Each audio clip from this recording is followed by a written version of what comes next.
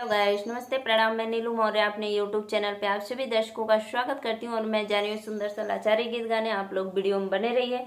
और वीडियो को फुल वॉच करके देखिएगा। राधे राधे।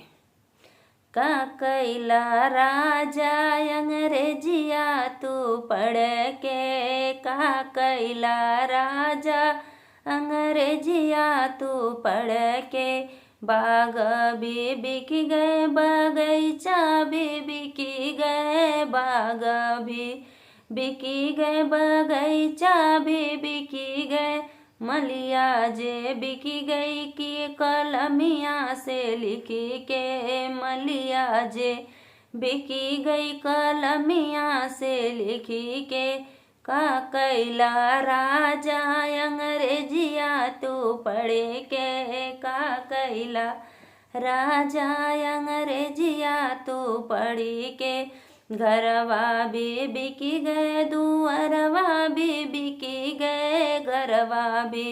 बिकी गए दुअरवा भी बिकी गए, ननदी जे बिकी गई कलमिया से लिखी के, ननदी जे बिकी गई कलमिया से लिखी के, का कैला राजा अंग्रेजिया तू पढ़ी के, का कैला राजा अंग्रेजिया तू पढ़ के, गड़िया भी बिकी गई मोटरिया भी बिकी गई, गड़िया भी बिकी गई मोटरिया भी बिकी गई, ड्राइवर जे बिकी गई कलमिया से लिखी के, ड्राइवर जे बिकी गए कलमिया से लिखी के,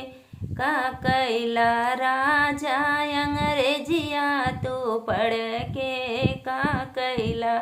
राजा अंग्रेजिया तू पढ़ी के।